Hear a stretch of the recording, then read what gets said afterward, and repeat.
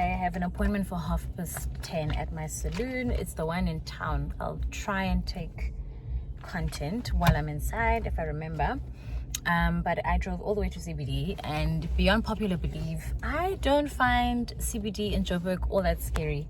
I think generally the rule of thumb for me is that any CBD has a similar vibe, and there's a similar cautiousness that's needed, except for Cape Town. Of course, Cape Town is definitely a lot safer than most CBDs. So I come here, drive my car here. I drive a Polo. Apparently it's a high-risk car, but generally so far, I mean, I'm not trying to jinx it, it's been safe. So come along with me. I will share as much information as I can about the saloon for all the dreaded girls, and hopefully you guys can support the business. They're really, really good. Shut. Okay, let's go.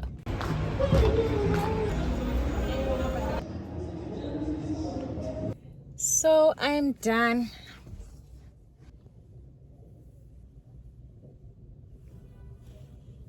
And the floor is yours, lieber Herr Köhler. Thank you very much. Good morning to everyone. It is recording. Hey guys, I tried to take you along with me to a work event. Kind of do a day in my life. A lot of people have asked me actually to do one, and you know what, I have to be honest, doing a day in my life is so hard with the kind of job I do. There's a lot of confidentiality that comes with the job, that unfortunately cannot be publicized on a platform like YouTube. But maybe I can always share like pockets, bits and pieces of the work that's interesting for people. So I'll try to do that this week. Let's see how far I get.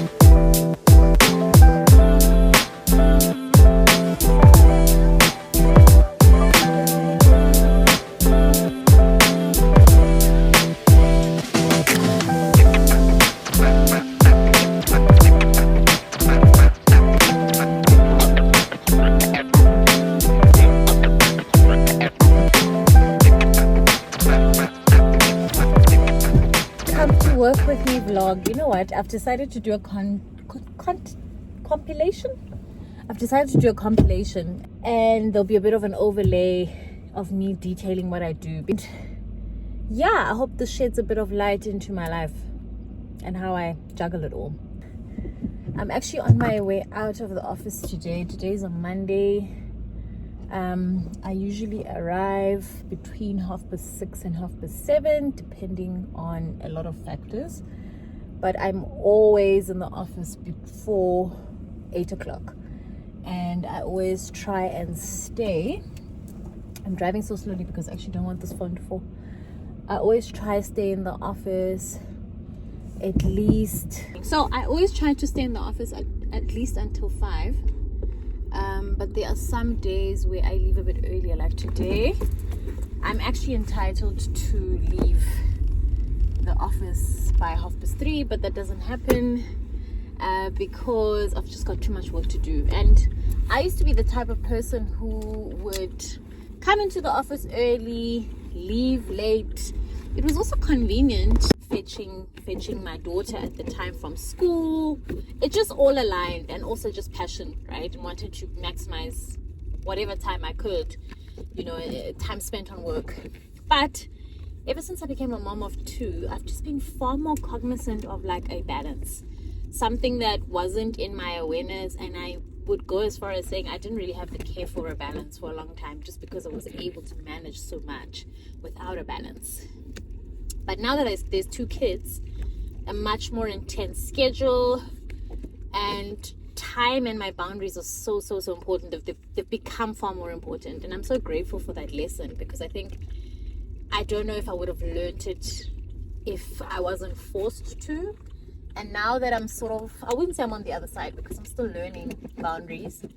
Now that I'm starting to understand the importance of boundaries, I'm so grateful that I'm here, because I'm so grateful for it, because my body, my mental health, my just overall psyche is also better for it. Just having a far more intentional approach to rest is something I'm forever grateful for. I mean, the lesson came through having another baby. It could have been a different kind of lesson, but I'm nevertheless grateful for it, because honestly, it has enriched my life.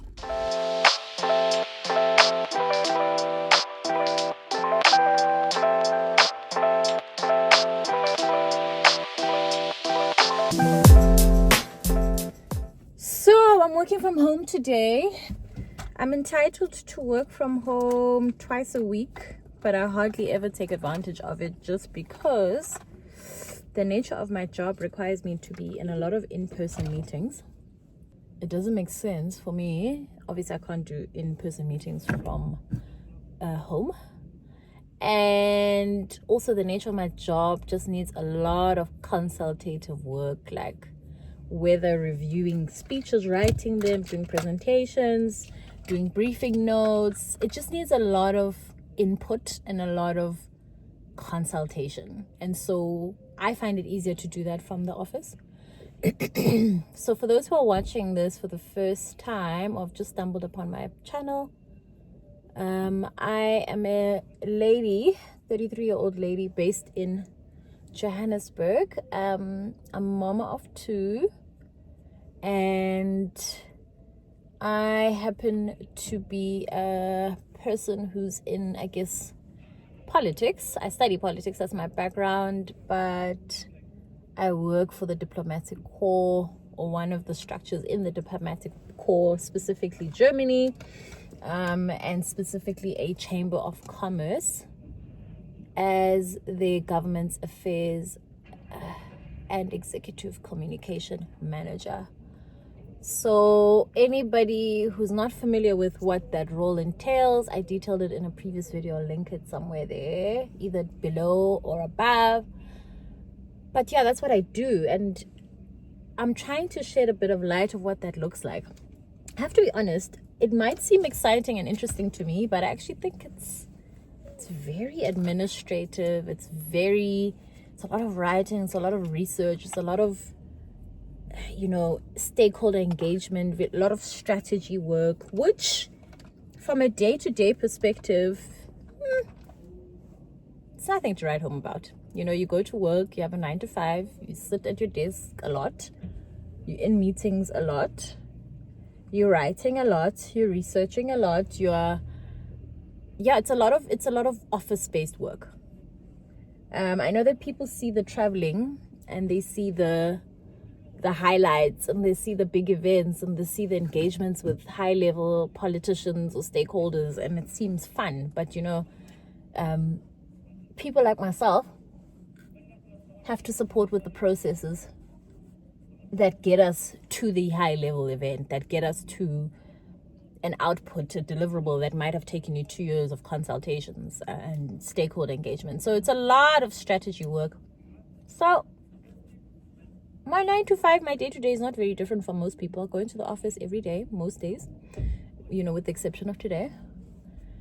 I work, I'm in meetings a lot, and I come home and I'm a mom. And if I'm going to be honest, in as much as my work does involve a fair amount of flexibility, a fair amount of travel, sometimes long hours, I think it's the perfect balance for me in this sector. I know people in the sector who have far more intense schedules. I used to have a far more intense schedule once upon a time, and I do think this is a sweet spot for me. I get to be able to be present for my kids far more than I was before.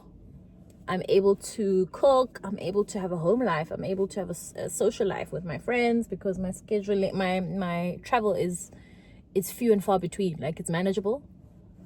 So for me, this is a perfect sweet spot. It's really a perfect sweet spot. And I'm also happen to be a very high functioning person. I need a challenge. I like a good challenge. I like to be stretched, but this is a perfect amount of challenge and stretched. It might change in the next couple of years. Who knows? I might want a different balance, but I think for now, while my kids are young, this is a perfect sweet spot for me. So what am I up to today? I want to work from a coffee shop. I don't actually like to be literally physically based in my home while I'm in the home office because of my toddler. He doesn't get it, he interrupts. He comes in all the time, and then it's disruptive, and it helps me also keep a separation between work and like home life. So what I usually do is work from like a coffee shop. But for now, I've just had an early morning of work. I now need to go to the post net to get some things printed out. Then I'm gonna go to my daughter's school and drop off some things. Thank goodness for home office, because we're able to do those things in between. And then I'm gonna either go to a Starbucks or a Vita cafe. I don't know why Vita gets such a bad rep. I enjoy a Vita cafe. Shoot me. So either I'm gonna go to a Vita or I'm gonna go to a Starbucks. I probably will go to Starbucks though, although I do find it noisy sometimes. Either way, I'm gonna be working from a coffee shop of my choice this morning. And then at some point, I'll head back home, probably around lunchtime, and then conclude the rest of my work day from home when I've gotten most of the deliverables out the way. So that's how I have my day planned. Things can change, but that's at least how it's planned for now. Yeah, let me take you guys along with me as much as possible. Shut.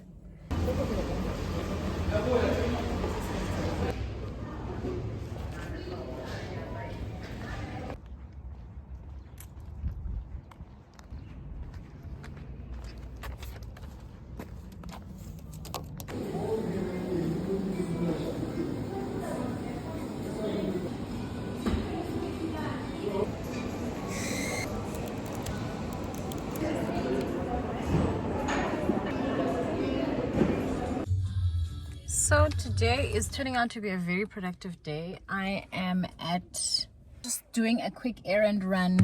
I'm at Pick and Pay Clothing. I quickly went to H&M to go check out, window shop, check out some of the corporate wear. And guys, it's an economic indicator to not afford to buy H&M as regularly as I used to.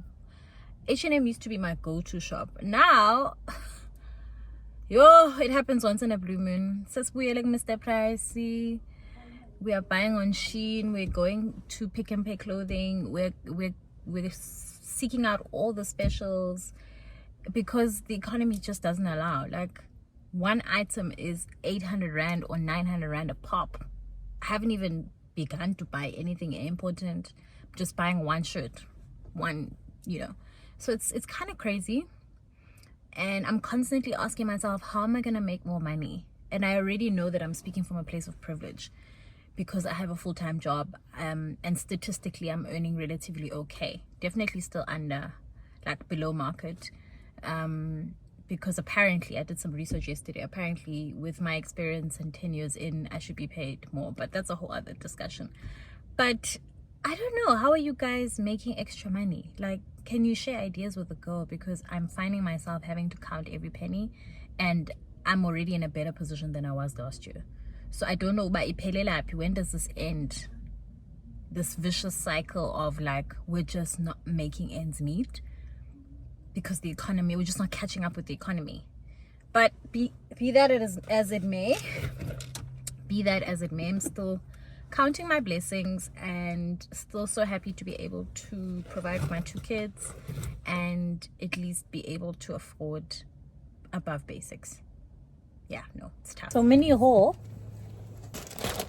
from Pick n Pay clothing. I believe in Pick n Pay clothing. If you are looking for good specials, good quality, I mean, I still have things from like 5 years ago from Pick n Pay clothing. I buy the kids things here. If you are mid-month, don't have a big budget for school shoes, or I would highly recommend Pick n Pay clothing. In fact, I didn't even consider them for uniform until last year when I had to buy my daughter's school shoes mid-month with no money. And so I took a shot and I thought, okay, let me buy. I'm usually Tuffy's girl. I believe in, I guess, those legacy brands. I bought these. I bought her previous school shoes from Pick n Pay clothing, and they've lasted really, really good quality. Here they are. They're called, I think the supplier is Smart Steps. Here they are. Really, really, really good quality. Tough. It's a good competitor for Tuffy's at a budget. And they go for 139 rands for a pair of basic school shoes. I know some people run like school shoes drives.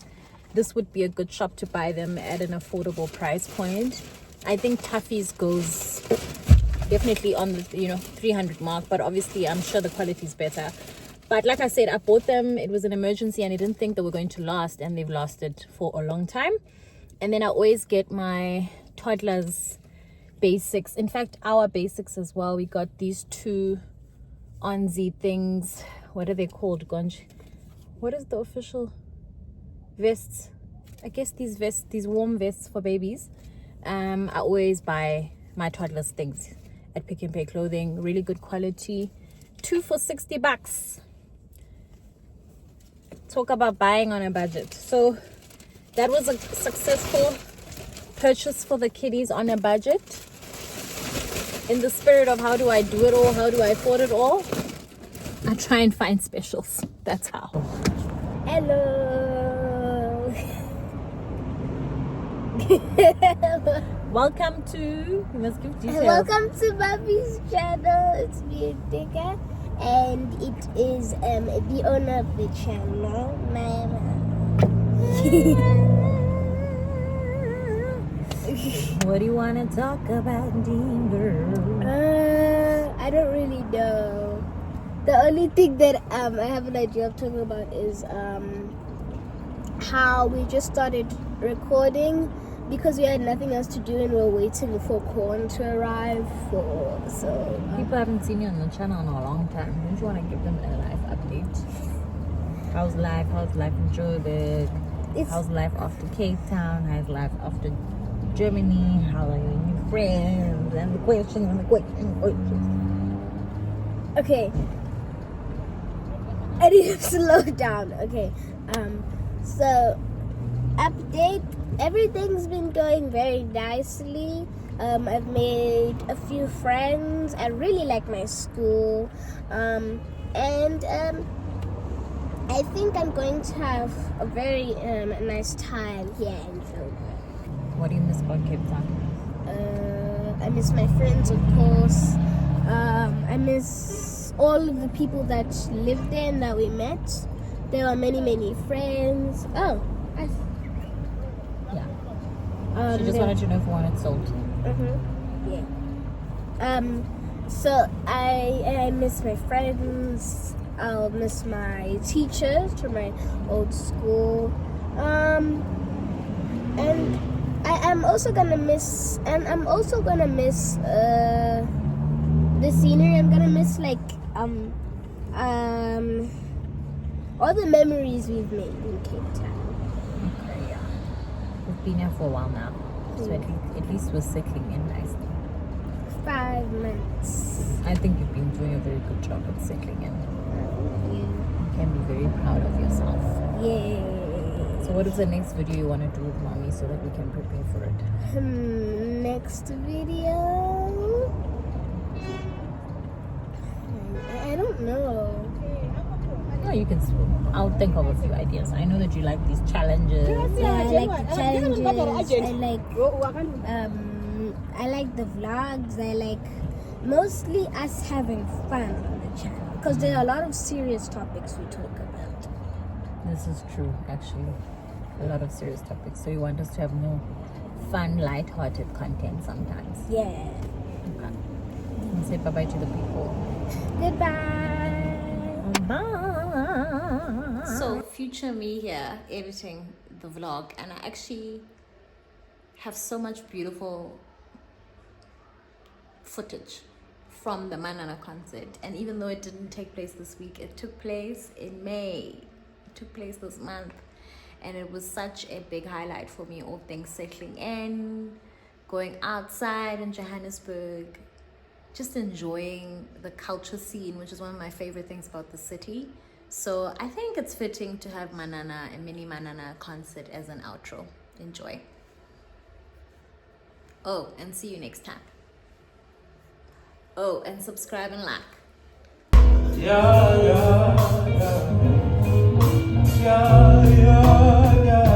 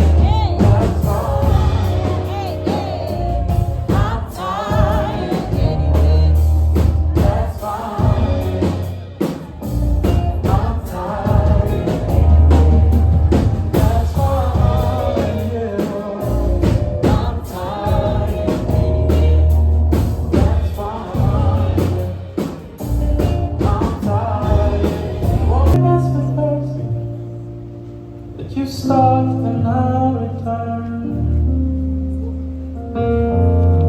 Put me first.